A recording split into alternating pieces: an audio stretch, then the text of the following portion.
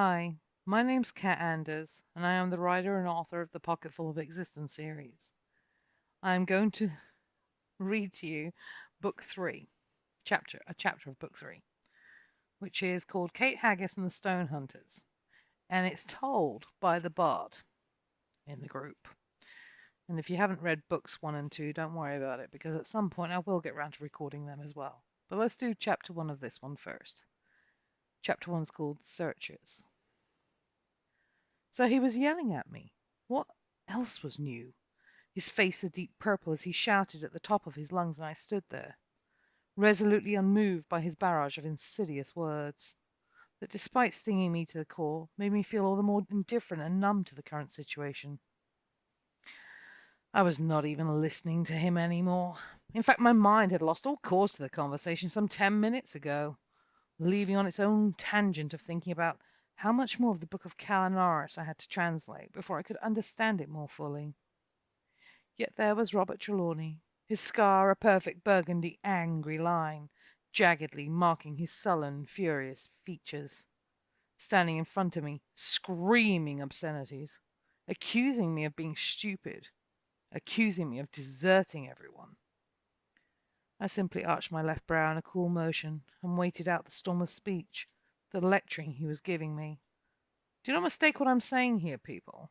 I do not believe I was entirely faultless in this.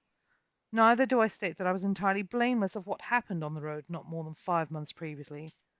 But the healer of all people should have understood my reasoning behind my actions. Now this? I'd been in the city for no more than 2.5 months, and was being subjected to the third degree of interrogations by none other than the man in greens himself. You see, I'd managed to gain a cart ride halfway into Arashi, which is currently where I found myself a small job. That's right, I used the work word. I was currently a barmaid who occasionally sang for the locals in one of the most seediest taverns in the whole of the northwest area of Irashi.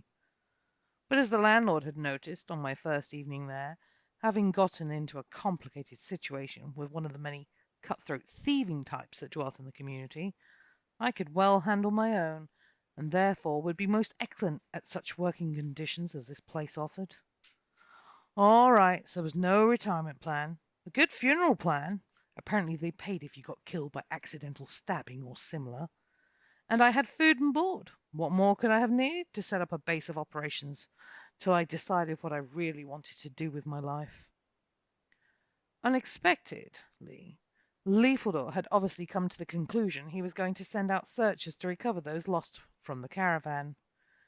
Even more unfortunately, though, was the matter of the two rangers I'd held company with for a couple of days. They'd reported to him that I was injured but heading slowly towards Irashi. Therefore it had been the magic user in all his so-called infinite wisdom had sent out a small party to search for me in this direction, feeding him several reports of sightings, etc. But I had, for the most part, remained rather elusive from their localized hunts, because none of them had balls enough to come into this side of the town. This was perhaps the roughest neighborhood you have ever seen. It made a war zone look like a pleasant springtime family picnic in the park. People were stabbed openly in the narrow alleyways, even in the daylight. I rarely went outside anyway. For some strange reason, though, I was sort of ignored. Maybe because I kept alert and always had a hand on either my short sword hilt or my hunting dagger.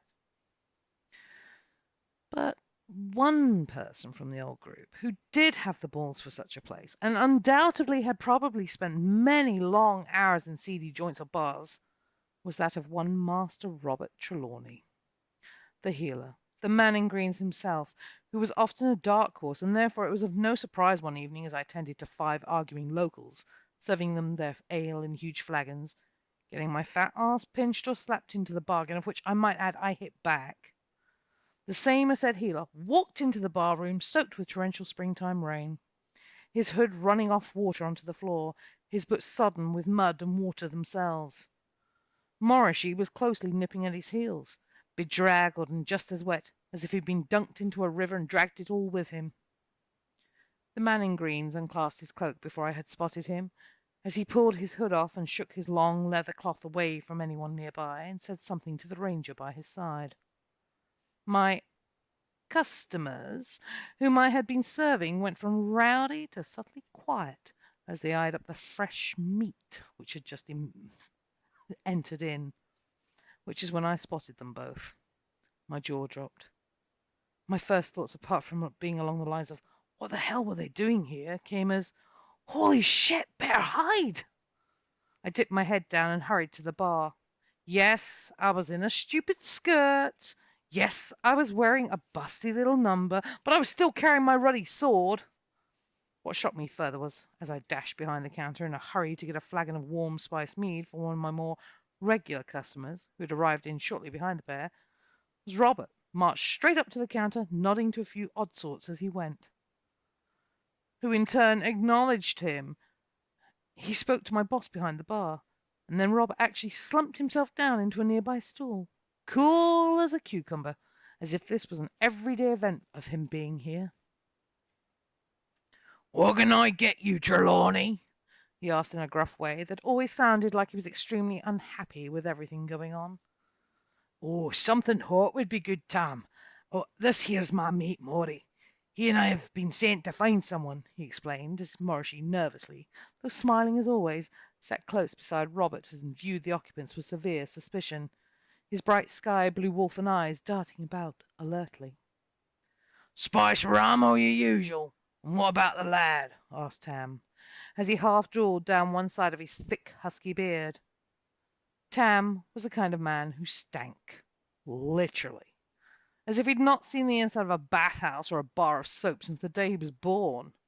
He hated rain, hated water, and was never caught doing dishes or cleaning the drinkware, unless it was in the traditional manner of a literal spit and polish. His short, fat, stubby, thick, muscular frame was reflected in the fact his beard hid the truth, that he held no neck, only several chins. He made me look like a lightweight champion. Despite his gruff mannerism, he was also fair, and the locals had not tried to assassinate him once, unlike the other landlords who had previously owned the tavern known as the Rotten Grape. Tam had a commanding air of respect and fear. He was also known to kill those who disagreed with him anyway, or so the rumor had it. But he was strong, and appeared to be about Robert's age. He was half elven, half draconian, which probably accounted for his undeniable strength. I had only once seen him wield a sword, and it scared the crap out of me. He had a double-handed battle-axe that he kept behind the counter, along with several pre-loaded crossbows in case of trouble, and tolerated no nonsense in his tavern whatsoever. I actually liked the man. Most people deemed him as just some old fat git who ran a bar and nothing more, but I'd talked to him on a few occasions, finding him to be a rather cheery individual who was actually very intelligent. He had even loaned me a book which belonged to his own small provincial bookcase that was in the back storeroom. He trusted my decisions, and most of all, the man listened. He had told me his eyes were too bad to do extensive reading anymore, and welcomed the fact that I held such an interest to learning. His book was all about Elstones in general. I had been curious. Granted, I was allowed anywhere, unlike the other two girls whom I worked with. In the short span of time I'd been working for Tam, he had taken quite a shine to me, and had even given me a raise once. He had also left me in charge, allowed me to run the bar so he could have a night off. It had inspired me to responsibilities, and I had risen to that occasion with gusto and enthusiasm, though by the end of that short 6-hour evening I had wished he'd been there. Taking out some of the customers was like bagging wild living trash. You had to beat them into submission before you put them on the curb outside. Still, money had tallied well, and we'd not been short in sales nor in tips for that evening, and both the girls had apparently enjoyed the change of pace to the work, too. Now, though, Trelawney had been given his drink along with Maury, Keldy, who had asked for whatever the healer was having. I kept my distance, leaving them to discuss whatever with Tam. As yet, they had not noticed nor seen me, though how the dark-haired ranger's bright, alert, keen vision had not seen me, the stars and trees only know. Maybe he'd not recognized me in my working girl outfit. Who knew? I walked grateful to have my back to them both as I approached the regular who always sat at the same dark, shadowy corner table, to the far end of the pillars, posts in the main room of the tavern. He was wearing his usual black garb, always with the long black hooded cloak of the finest, thinly sculpted, high-quality leather. His eyes dark, black chainmail sleeve, visible on his arm as he reached out for his mead. His chin was a pale tan. Admittedly, I'd never seen his full face. Didn't really know the color of his eyes. All I knew was he was a regular, and he always ordered spiced mead, which had to be heated properly and honey added. His lips were pale, rich, apple blossom pinkish red, not quite disproportionate to the rest of him. He gave me a soft smile. His black leather-gloved hand held the same strangely designed 2 silver rings with insignias on as always. His tall form sat uprightly against the back of the large oak chair, legs stretched out beneath the small stained brown table. I set down his cup, then the tray, with the medium-sized jug of spiced heated mead. I turned to leave, but suddenly his hand snatched my wrist, and he leaned forward a little. Expectantly I held my breath, as for the first time ever I heard his voice, lilting softly in a delicate, well-enunciated voice of manicured, polite humbleness. He said, "Careful there, girl. I'd hate to be rescuing anyone tonight." I frowned. What on earth could he have meant by that? He released my wrist just as I replied stoically back, "Will there be anything else, sir?" He shook his head, but I could see his amused smile. Huh. I wondered what he did for a living anyway. He was probably a very good assassin, judging by the way he dressed and the amount of weapons he carried on himself at all times. He was a walking artillery of blades, bolts, darts, and a variety of other questionable things. Not to mention the fact he wore chainmail armor all the time. He moved stealthily, and as we all know, that was either the trademark of an elf or an assassin, occasionally a thief. He was graceful with it, and from what I had gathered from the other 2 working girls, very eloquent in his speech when the local whores came a-wenching or looking for customers. There was just something about him which intrigued me. I could not quite place what it was. But he was mysterious, and I guess that's what triggered my fascination with him. Also, he'd especially asked Tim that I served him whenever he came in, though as to why that was, I had no clue. I reached the bar, having picked up some empty mugs and a tray, carrying them high into the kitchen where Salur was on duty washing everything. Salur, who was married to Tam's middle son, she was very industrial, always busy and specifically loving to wash things, not just dishes and bed linens of some of our guests, but also including our so-called uniform. Her beautiful rich brown hair was short and tied back in a simple piece of cotton. Her cornflower blue eyes sparkled as she turned to face me with her bright smile, and spoke in that coarse accent of hers. "More? Can hardly keep up as is." She gave a bright, twinkling laugh. Then she rubbed her swollen belly, which reminded me of Morrissey and Joanne for a moment. I felt panged with guilt, wanting to go to talk or at least say hi to them both. Yet deep down I knew this was not practical. I could not exactly just leave here. What about my plans? "Oh, Angelus is back!" declared Mariana excitedly, as she came skipping into the kitchen with another bunch load of empty dishes. Mariana had been serving a dinner in the private room. "Oh, and my table wants more of that mutton stew and take a surprise of yours, Salur," she added. Then she looked at me and tilted her head back in a rather arrogant way, snatching up a couple more jugs of ale and walked back out. Her obvious curvaceous hips wiggled deliberately as she walked. "Don't mind her. She'd ne'er be able to handle Angelus if he wanted her," giggled Salura impetuously, beginning to scrub clean the plates, which had just been dumped in the first sink. "But he likes you, though. He did ask for you, right?" Yes," I grinned, my cheeks flushing a little. "And I served him as per usual. I wonder where he's been the last 3 days. Haven't seen him around." We were, of course, discussing the regular customer whom I'd just served. Like I said, there was something, as I had previously forementioned, about him that intrigued me. There was also this tiny fraction of a childish crush of excitement that I also could not contain when we talked about him or other customers who were likable. Angelus Death was his full name, which was kind of strangely normal name for a person who appeared so super normal. But my daydreams of what he could possibly ask her were cut short miserably. For suddenly Tam came storming unexpectedly into the kitchen and grabbed me harshly by my left arm, dragging me out with the grim, growling words of, "Why did you not tell me you were on the bleeding run from the Lord's house, old girl?" I'm not on the run, Tam, I swear to you, I protested, as he dragged me down the short hall past the private dining room, which, yes, several seedy guilds occupied for a variety of private dinner functions, taking me straight into the side room that I occupied on my days off. And there before me was none other than Robert, looking fit to burst, his scar deep and dark with anger, and Morrissey glancing about nervously with a shrug of apology.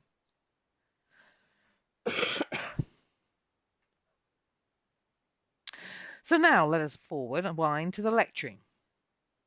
I stood there as Tam left, closing the door quietly behind him.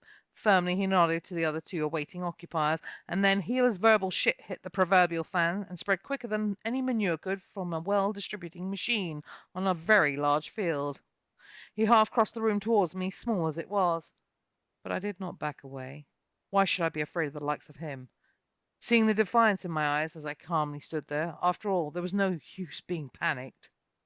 Robert began to rant and rave about all the trouble I was getting other people into, and whether or not I realized that I should not be out and about on my own. Considering my past record was anything other than Snow White from getting into trouble. And somewhere along those minutes that passed, the words he shouted, yelled, growled, began to sound as if he was really saying, blah, blah, blah, you, blah, blah, blah, blah, blah, treacherous, blah, blah, something or another, blah, blah, and blah some more, you silly, blah, blah, blah. Till finally I could not even hear the blahs anymore. I just watched his lips moving, him pacing the room impatiently, infuriated by me. My mind began to wander on what customers were due in tonight, and whether or not Salua would serve that dear pot roast I had prepared earlier to anyone at all. I continued to watch hypnotically, staring into space, despite the fact my vision followed the green shark around the enclosure of the chamber. Suddenly he came to an abrupt halt in front of me. I was still gazing absent-mindedly into space elsewhere, face cold as it was stoic. He grabbed me roughly and shook me, very hard indeed, and shouted, "Are you even listening to me, Kate?" I'm sorry, did you say something that was actually important? I asked sarcastically and coolly, just as I added, because in all truth and honesty, I got lost in the barrage of blah, blah, blah, blah, blah, blah, blah at some point. Saw your lips moving, just did not hear a damn word of it. So no, not really, Rob. Would you mind repeating the last part of your blahs? I'll try and understand what the hell you're raving about. I did not see his fist ball up so tight. His knuckles bled a vivid white against the tanned, weathered complexion of his hands. He flexed, and what happened next was unprecedented. Morrissey had to step in, for the healer lifted his hand and went to shoot me a stinging slap across the jaw. Yes, I flinched. Then, looking horrified to his own actions, the man in green took several steps backwards, staring regretfully at his offending hand and offering an apology. As emotionless as Hope herself, and I'm sure she would have been proud, I said calmly with that cold, flat tone to my voice, "If you finish with belittling me, if you feel better now that it's out of your system, you'd better go. I have work to attend to. I'm not leaving here till I know for myself where I am heading. I'm washing my hands with you all. You can go back and inform Leafelder that I have no intention of being subjugated to being no more than a learned slave in his home, if I cannot be recognized or acknowledged at least for myself as I am. Then there's no point to me even being there at all. And as for his Royal Highness Sagerson, he can go and kiss my ruddy lily whites." With a swish of my skirts, I whisked myself round and walked towards the door, pulling it wide open, and with finality added firmly, "I do not take very kindly at all to the labels you've placed upon me, Master Trelawney, and I positively refuse to be treated in such a fashion. How would you like it if someone came into your peace that you have made with your life, and belittle everything you've ever done, or criticize your every move? I'm not to be held accountable for every little misendeavor, or indeed every problem that has become so much more noticeable. I am my own person.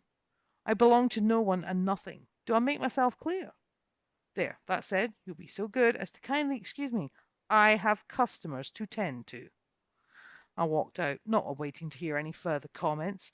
I was not prepared to have my life dictated to or disrupted due to the whims and disputes of others. So what if I was thought to be an ungrateful little bitch who acted in a disloyal manner? That was the least of my problems right there and then. I smiled softly to myself and walked casually business as usual. Back into the main barroom where Tam eyed me up suspiciously as I swished my way to the counter and asked for a jug of ale to go top up my regular customers. The place had quite a few new people in here since I'd departed some half an hour ago. Did you sort it all out with Trelawney? Asked Tam in a low, growling whisper. Aye, all sorted and dealt with. Can you pass me some stuff to go tend to the Thieves' Guild members who are sat by the fire? I asked nicely with that polite, firm smile. I pulled a tray towards me and piled 5 cups onto it. Tam grumbled something under his breath, his grey-edged brown twinkling eyes watching me studiously. As he moved and lifted a large jug of ale within my reach, he then patted my hand and gave me an approving nod. I wove my way through the tables and came up to the one where 5 rather dirty-looking lowlives sat, raucously laughing and gambling with an old deck of cards out. Money lay scattered on the table in various clumps of glittering coins. One of the older, more nastier-looking individuals grinned, half his teeth rotted or yellowed with age, as he grabbed my arse. When I leaned over to set the jug down, the cups had already been set out by then, I turned and swiped him, hitting him hard on the side of the face with the metal tray, causing all the others to laugh even more openly at him. I scowled, and before he could draw his dagger from his pouch that hung at his side, my sword was unsheathed, and I leaned in loud enough, whipping of my tongue to give him a warning. Do not even think it, or I'll stick my sword somewhere so far up your ass that when you smile it'll glint with your tonsils. Comprehend? He visibly gulped, and it was sheathed really quickly, and I edged away from the table. I hated dealing with these people. But customers were what paid my wages at the end of the day. I made my way around 4 other tables, checking on the locals, collecting money, before eventually I wound my way back to where Angela sat, carefully sipping at his spiced mead. The figure was almost out of his drink. I'd come to collect his money more than anything else. He slipped me a piece of paper, which is normally how he ordered anything. He rarely spoke, ever, even when the ladies of the night came in to do business. I read it. He was asking for more mead and what was on the dinner menu. Well, no hardship there.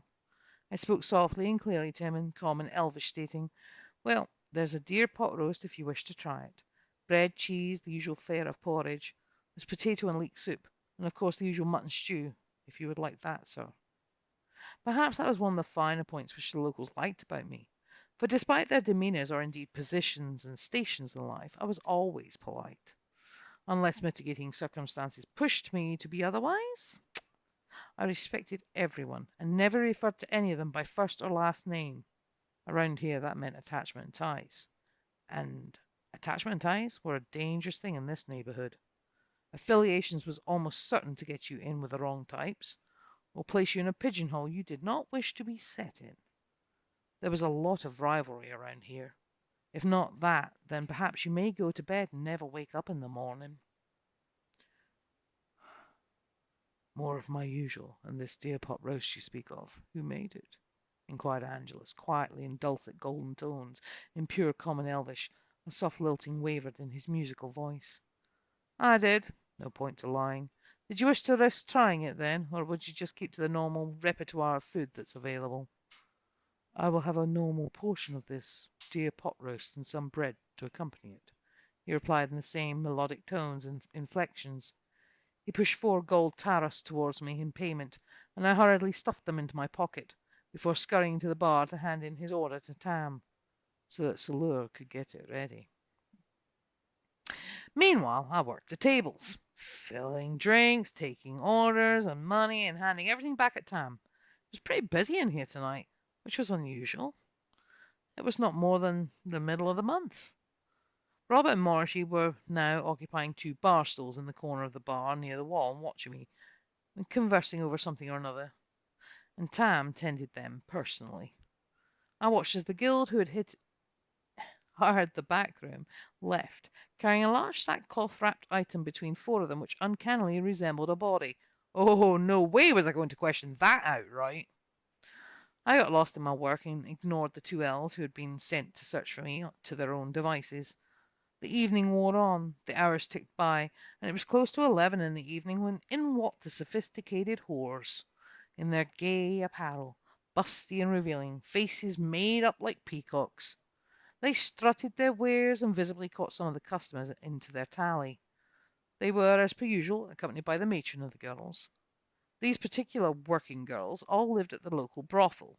It was actually a very beautifully well-kept house, which had its own garden and fencing around it, about 2 blocks up the street from the tavern itself.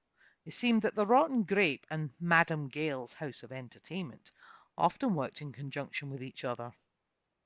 I had been personally sent up there twice with messages and a few bottles of fine wine out of the cellar by Tam, having had the chance to view the inside of the lower part of the 3-story townhouse. It was quite something else, let me tell you. These girls wanted for nothing, to say the least. Madame Gale always accompanied her girls, and when she was busy with the more elite members of this locale, the short woman with rich red and silver streaked hair called Gale would make them pair up for safety's sakes. Gale had bright blue eyes with hints of hazel in them that twinkled with the kind of mischief that reminded me of the Irish back home.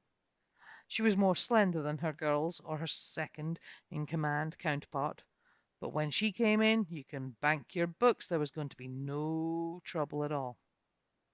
Tonight both Gale and Valise, her ebony-skinned second in command, came strutting in behind the girls. There was only about 9 women that worked this place. That was all Tam would ever allow. I gave a half smile, absent-mindedly wondering what it must be like to be all dressed up in such rich finery of silks and be able to hold your own. My daydream was quickly dismissed as I was nudged by Miss Gale walking over to the bar and knocking into me a little as she headed straight to Tam. Gale was perhaps the shortest tempered of madams. She was also the most feared as well as the most loved. She had asked my landlord several times about whether I could work her place too, for Mariana already did. But I politely declined the offer, even though more money was involved and it would have probably helped me with my own issues. I just thought it was too much. It's not that I believed this would be a lowering on my personal standards, just that I was not wanting to get involved in a profession which served to entrap another. Besides, the risks, as Miss Gale had explained several times, were growing. The year previously, she'd personally called upon Tam to help her go take out a few of the men in the local area for gang raping and slicing at one of her favourite girls. Now the girl stayed in the house, dealing with other things rather than clients.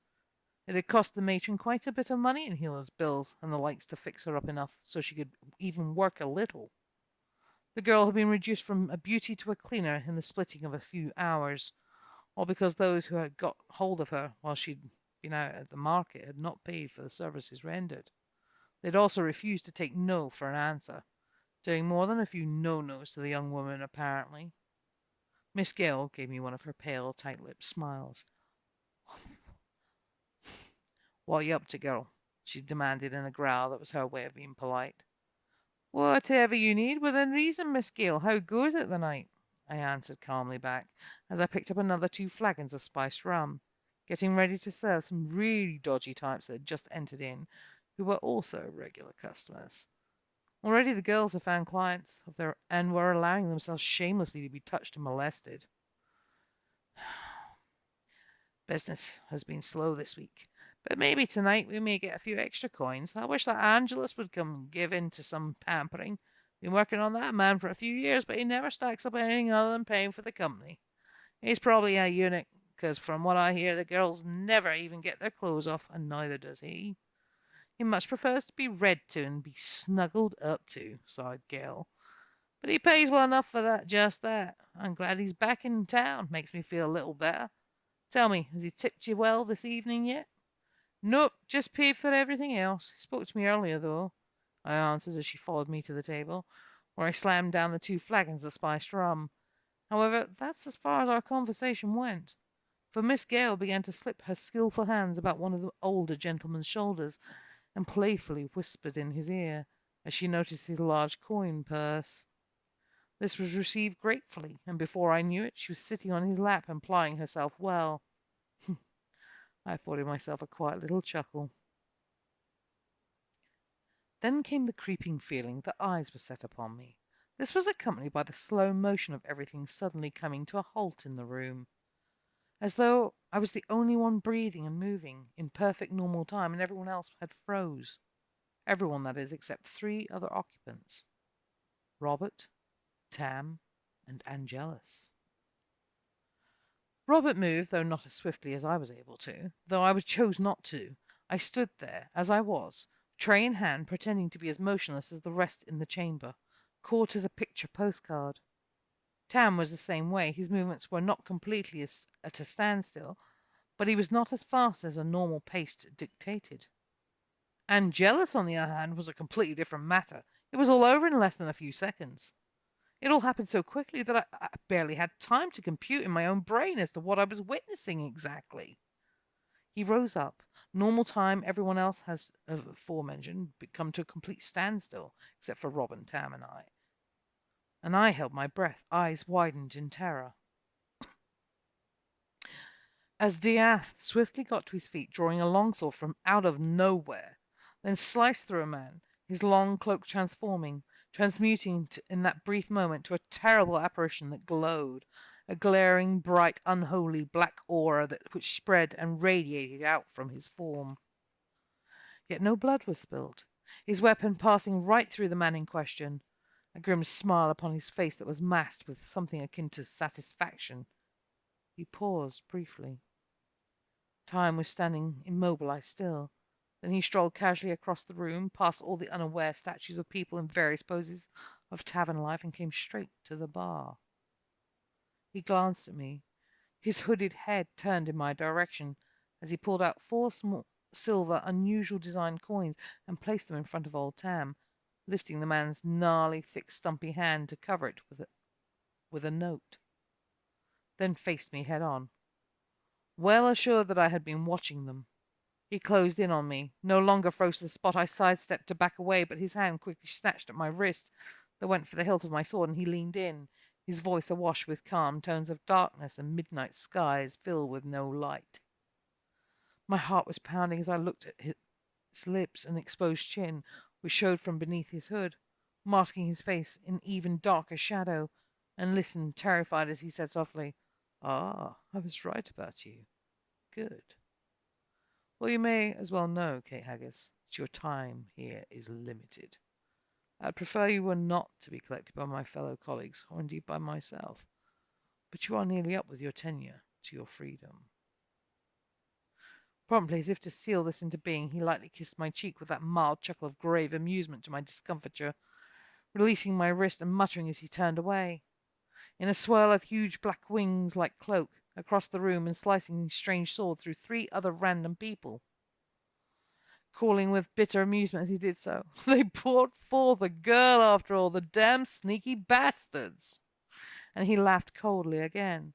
Then his wings moved, melded, and swathed his form, turning back again into a cloak that draped and hung and clung to his slender masculine form, so elegantly as though nothing had happened. Once he sat down, time snapped as a rubber band back into the here and now, if indeed it had ever even stepped out of its time frame at all.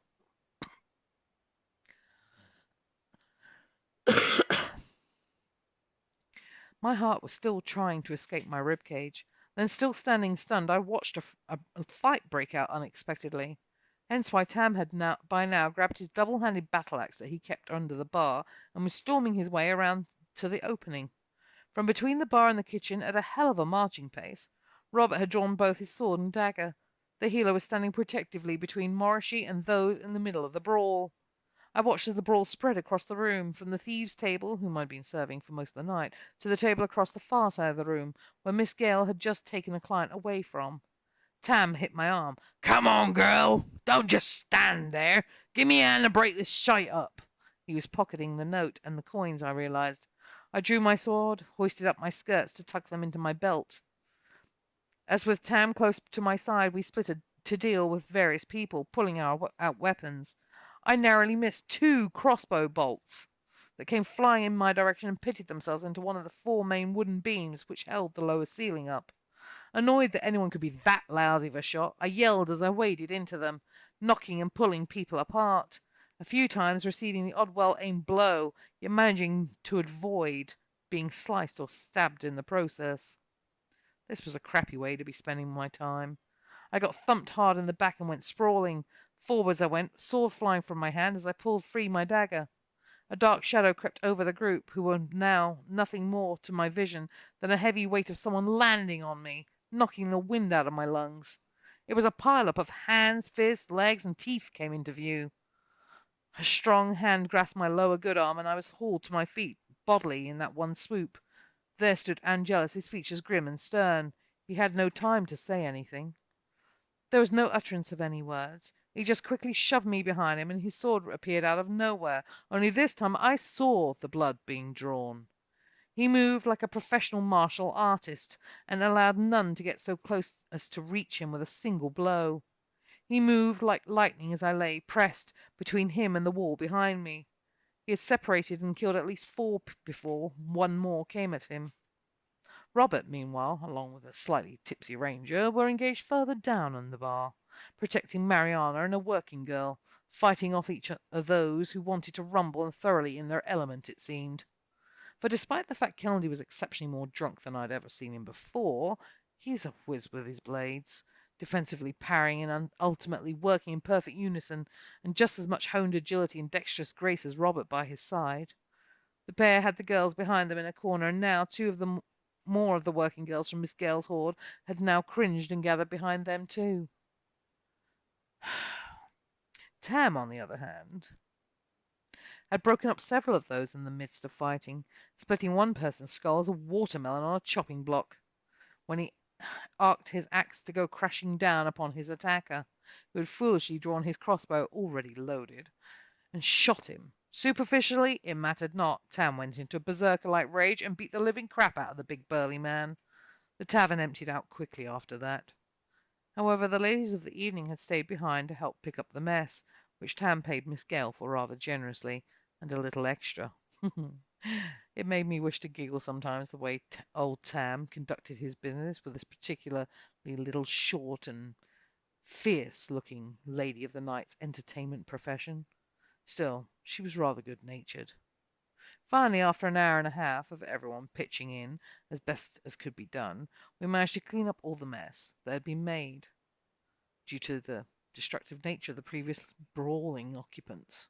And this included hauling out a few bodies and the cheap, nasty linens and throwing them on a cart for the local militia to pick up in the morning.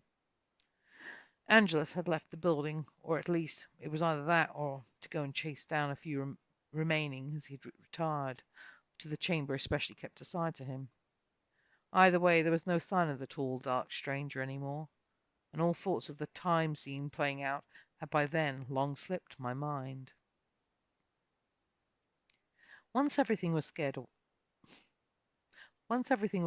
away, with damages inventoried, etc., Trelawney sat down and pulled me over to his table along with Maury.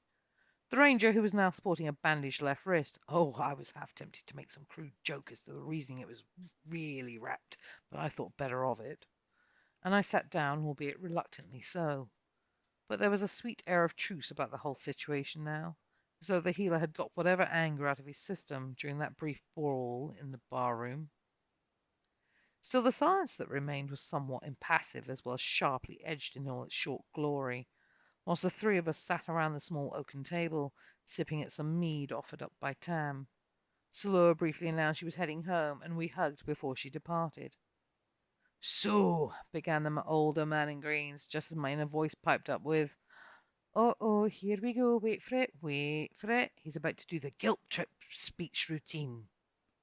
Robert peered into his mug, then slowly raised his watery grey orbs to match mine thoughtfully, his facial features remaining stern and plausibly in denial as he continued slowly, deliberately, taking care of which way to word his next sentence. "I guess you're adamant then, are you, Kate? Sure that you really have no desire, no wish whatsoever to come back with us to the Dordinan compound? You realise the king is to be chosen soon, and crowned before the summer's done and past. This very year as we speak, right?" "Aye, I know. And no, I do not have any more desire or wish to return back to the Dordinan household than a dead wet fish has to live in a desert of sand dunes," I replied somewhat caustically and sarcastically back, not taking my eyes off him for 1 second. I could almost smell, let alone taste, the requisite of manipulation, the scent of deceit and entrapment that was being laid. The baiting was awful, but Trelawney pushed further and ignored my sarcastic wit. He merely gave a short-lived wry smile, nodding quietly once more, pondering to himself. Next, he said in a low-keyed voice, "You're absolutely sure that you feel you'd be far better off in your home realm compared to this beautiful, magnificent one?" He gestured outwardly with that casual air to his arm for emphasis, his orbs continuing their pensive study of my features. "Positive." The brief synoptic answer seemed to fluster the man in green into wariness. He was perhaps not quite used to hearing me speak in one-worded answers, but had obviously heard from others how it usually meant they were either on my shit list or similar when I did so. As far as I was concerned, the subject was already finished with. I was not about to get into this again with him. "Shame that," said Morrissey, completely out of the blue, giving a soft clicking tap with his tongue as he sucked in a sharp breath and shook his head sadly, serving to perplex me further. What the heck was going on, I had to wonder. I frowned and looked at Morrissey and scowled. Was he playing some kind of game with me too? But no sooner had I thought this when Robert violently elbowed the ranger in the ribs and kicked him under the table with a very menacing growl and warning of, "Told you to keep your mouth shut, laddie. Not another word, Gildy, or else." "Excuse me, Maury, what do you mean by that? Such a shame?" I asked, firmly, still frowning deeply at his response to me. Okay, so admittedly it sparked my interest with his such blatantly sly comment. I sighed deeply and impatiently awaiting his answer, even daring to lean a little closer across the table to hear whatever it was he might have to say. "Because of Lady Magdalen coming to Court Leafy by the end of the month," answered the ranger guiltily. "I told you to shut your mouth, laddie," snarled the healer, his scar that ran down the left side of his face becoming a livid burgundy mottled hue of anger. Yet the dark-haired elf continued hurriedly with, "I did not want to tell you, or we were told not to, but the truth is, I'm not sure that Sackerson knows what he's about to do, making Leaford or at least court ladies that he picks for him. I mean, most of them would not know a sword from a butter knife," he declared haphazardly in a rush of words full of anxiety. "Gildy!" snapped Trelawney furiously as he glared at him, so much hatred in that narrow gaze. "Who and what?" I asked fiercely, as I was incredulously filled with disbelief. "Sagerson," began Robert slightly more calmly as he raised a hand at Maury to silence his younger counterpart, "has decided that perhaps he should tie up your Magi with another lady. Thus he's had it arranged prior that a Lady Meghlin from Tolstar actually should arrive by the end of this month to court him. He has stated that it would do his cousin good to find a true companion. Perhaps one who will help take his mind off of you. To be more precise, my dear Kate, perhaps he has a valid point, and perhaps with you being so insistent on staying here, it may be for the best. After all, it would be easier for Leafledore to repair his crushed, broken heart with you, well out of the picture, right?" "Sagerson's idea? And you let him do this? You're such a son of a foot," came my angered grumble, but I was well interrupted by the ranger, who jumped in on the healer's defence, saying, "It's not our fault. We couldn't stop him. I do not know what Sagerson's done. It's like Leafy's under some kind of weird, shitty spell or something. Sagerson showed him this picture of this lady person. Next we know, he's all about it." Yet I knew not why I felt even more infuriated than ever before. My own face held a foul countenance with my mouth twisting up in a half snarl. The man in green arched a subtle brow, his orbs almost smirking, as though this piece of news just delivered had the profound effect he had hoped it would. I was fuming, to say the least. Despite the fact right there and then I would never have admitted this, my face still must have said it all. So Robert then asked, more quietly and cautiously than before, "So, are you sure still you want to stay here, or would you be wanting to come back and aid an old friend and I at breaking whatever it is that has a hold over Leafledore?" But my inner voice won over as I snapped back the retort. "If Leafledore's stupid enough to allow himself to be caught up in this farce of dating a woman he's never met, then I'm sorry, Rob, I have no damn sympathy at all. Furthermore, if he's going to be so stupid as well as blatant about it, enough so to allow Sagerson to rule his life on this matter and make all these silly decisions about who he's going to be partnered up with, it has no bearing upon me. If he wants to forget me, then fine. See if I bloody well care. But let me tell you this, no matter what he does, no matter who he's with, no matter where he goes, I will be there. Maybe only in spirit, maybe only as a distant memory, but I am Kate Haggis, and I am the dream that haunts his mind. Whether he'll admit it or no, he loves me, and no amount of a female plying her wares is going to change that shit. My anger inflected in my tones with a dose of cold, icy, carefree acidity that showed I was telling the truth. Well, at least according to my mind's eye, my inner voice began to viciously curse Leafledore out. The real truth was, I was not exactly sure how the Lord of the Dordinon felt about me, nor indeed whether he would continue to put up with someone who was always apparently running from him and getting there, being into trouble, of which he constantly had to fish me out of.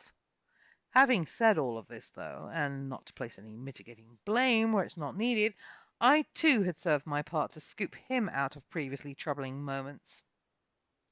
I frowned, the edge to my bubbling cauldron of anger residing for a brief second or two whilst I contemplated this. Shame. I was rather hoping you would talk to him or knock some sense into him. Just something, Kate. I do not think he's really keen on the idea, but it's just making the most of it, explained Morrissey rather sadly, in a meaningful moan of despairing design. Again, a flurry of anxiety my mind raced, mixed with something akin to fear, filled my heart, as Morrissey Kelsey continued on with, because I know that if anyone can talk sense to him and make him see the light of day, it'd be you, Kate. You could break whatever influence has been placed over him.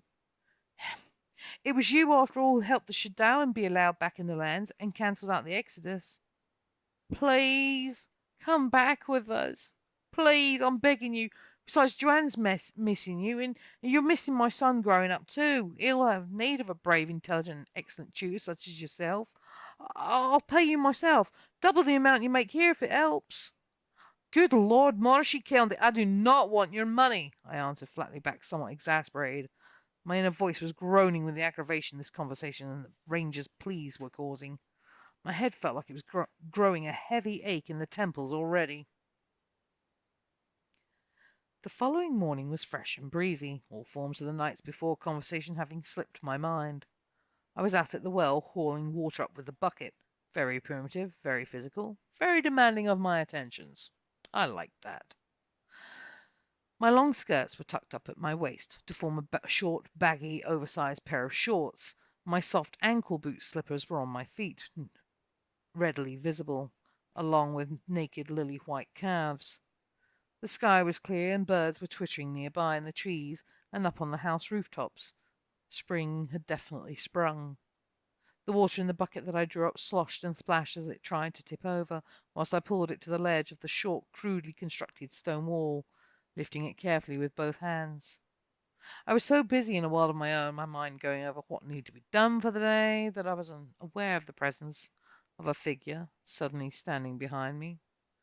All I recall was a dark shadow that swept its way over my form, and I felt the chill of air that came with it, sending me shivering suddenly to ward off the cold. Then the smooth, deep words, barely a whisper, greeted my ears of, "Hello again, little lady," which startled me even further, so that I nearly dropped the bucket and its contents back into the open hole in the ground. Such was my jump as I held it. "Angelus!"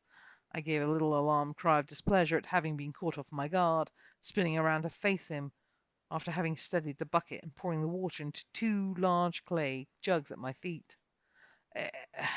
What are you doing out here at this early hour?" I displaced my snarled, frightened look for that more friendly and benign one, smiling at him as I turned my back to concentrate on filling up the water jugs properly, lowering the bucket back down the well on the thick cord of rope, before pulling it up once more and filling the jugs nearby, this time not spilling a drop, watching it sparkle in the sunshine. "Enjoying the spring sunshine and yourself?" Well, it would have been a perfectly normal and acceptable answer had it not been for two things. First off, the words were coming from a person, a being, who could halt time to go around slicing others without them being aware of it. Secondly, it was Angela's, and that said it all. It was unnerving to think that he moved with all the grace of the mighty nightly shadows, full of elegance, fluidity, and stealthy silence. He also gave me this weird, uneasy feeling, as if he was constantly occupying two spaces simultaneously. He smiled broadly as I peered up at him, his face half encapsulated in the hood of his usual long, black, leathery cloak that swept to the ground, his shirt-like mantle of leather that matched, yet was belted as part of his tunic. His dark black chain-mail sleeves glinted in the warming sunlight, as he casually lifted a hand up to his hooded features, throwing his hood back to reveal his finely chiselled face, and smiled even more. His orbs were piercingly bright, a strange, livid, lurid, silvery lilac colour. His skin the warmth of golden corn and earth, his face intriguing and hypnotizing to me. Without realizing it, I was staring for a few seconds further, studying his face, his demeanour, as much as I was entranced by him, as he stood there all relaxed yet imperious at the same moment. Again, as though he occupied the same place in time in two different aspects, yet perfectly synchronized. A small breeze caught and whipped a few loose strands of my hair across my face and cheeks. And now he moved, ever so quickly. I did not even see him do it, was not even aware that it had been done. He had removed his gloves from his hands. Lightly, with a gentle, ungloved hand, he had moved those wavering strands back behind my ears with a feather-like touch. A touch that sent shivers down my spine in thrilled, strange expectation that was not pleasant. I had not even noticed that he had taken 2 or 3 more steps closer at this point. You're very beautiful in the sunlight, Miss Kate, he cooed with that smile, his voice deep and mellow as it was soft and purring in that mere whisper of the words, his own orbs tracing lightly across the lines of my eyes, my cheeks, searching every part of my soul, it felt. For a moment time stood, briefly suspended on that precipice, as did I, his soft, warm fingertips still lightly brushed against my cheek, in frozen motion. My head arched gently at the neck. I gazed into those silvery lilac orbs, his own lowered to grace mine and flickering shots towards my lips. My heart was racing, pounding loudly with anticipation, but I did not understand why it was exactly. After all, despite the intrigue I had for him, he was certainly not my type. The breeze went into slow motion as his head tilted slightly to the side, ever so slightly, and as his hand lightly held my cheek, then slipped to the back of my neck by my hairline, causing my heart to race even more than ever before, he whispered so tenderly that I could barely make out what was said at first, but it was plainly clear. No matter where you go, I will find you, even if it does take another 4,000 years, Kate. As both of us stood there perfectly poised, his lids began to close as did my own, and I could feel his head bowing, his warm breath that smelt sweet, as our lips broached to meet with each other. Yet here again comes that perfect timing that Morrissey seemed to have. For suddenly the Ranger called out, loud and clear in his usual bright, cheery tones, "Hey, Kate! Robert says he needs you to talk to you for a moment. Would you mind coming in a second? He said it was important this time, and promises not to try and slap you." Snapped out of the temporary enchantment that a possible kiss sometimes holds over a person, I opened my eyes. The sun streamed into them, and Angelus was not there. Absent-mindedly and stunned, I lifted a hand to my cheek, where his hand had been but a splitting of a second before the call, lightly touching the side where his fingertips had caressed my skin, and I sighed deeply. Morrissey was marching his way across the yard towards where I stood by the well alone. He appeared puzzled as he asked, "What on earth are you doing? Are you finished getting the water from the well, then, for Tam? My, oh my, Kate, you look as pale as a ghost, mate," he observed in a soft murmur, a brief frown as he paused. Nothing, Morty. It was nothing. And yes, I'm done," I replied in a stutter of bewildered daze. "Well, come on then, Kate. Let me help you with this, right?" He smiled, picking up a couple of the already filled water jugs. Had I been daydreaming again? And if so, why of Angelus, when I loved the mage so much that it hurt? Whilst I stood there, more partially stunned by the strange complexity of this event, my inner voice just snickered. Angelus had now caught me in a snare that caused my mind to race and my thoughts to wander, whether this had ever really happened, or had I imagined the whole episode? Curiously, I pushed it hard till it relinquished to the back of my mind, and walked with the ranger, lifting up the other two water jugs, dutifully following him back to the main part of the tavern. Inside the tavern it was smoky and dull. The windows were open to let the air in and allow some fresh to take away the stale. Singular golden shafts of light penetrated the darkness, and already the oil lanterns had been lit in certain areas, especially where cleaning was in progress. Robert sat at a round table with old Tam, the latter who had been carefully counting his money for the night before to work out the profits. Still, he was loudly talking to the healer in that tongue of the Fallachian Rangers. A curious thing for an old bartender like himself, but nonetheless it was what he was doing. "Oi, Trelawney, and he's been stalking around here for someone or something. Of that you can be damn sure," he muttered in coarse, accentuated voice, just as I approached, having set the water jugs down in the kitchen as per my usual duty of instructions. Tam kicked a chair out towards me, saying, "Take a seat there, young missy. We needs to talk, whether you like it or no." This statement in itself never bode well, especially when he requested you to sit first. It usually meant you were in some kind of trouble. I glanced warily at the healer first, then back at the landlord of the tavern, before plopping myself down into the chair proffered, waiting for another lecture or similar that I knew was impending. The man in green himself barely rose a brow at me, let alone glanced in my general direction. I sighed. I had a bad feeling about this. It could not be good that Tam had teamed up with Robert, to say the least. Secretively, I wondered what else was going on to be in store for me apart from the slap I had almost inadvertently received the day before. I pouted somewhat as I forced myself to sit upright and pay it some form of attention. The healer remained remarkably silent for a moment, as he appeared to contemplate something. Then Tam and Robert, along with Morrissey, all exchanged those apprehensive glances. Tam pulled on his apron a moment as though to straighten it, clearing his throat with that surreptitious cough of the roughest kind, scowling more than frowning as he turned to face me head on, making me feel even more fearfully nervous than previously. And that, my friends, is the end of chapter 1. Next time, it'll be chapter 2, which will be Persuasions, from Kate Haggis and the Stone Hunters by Kat Anders. Thank you for listening.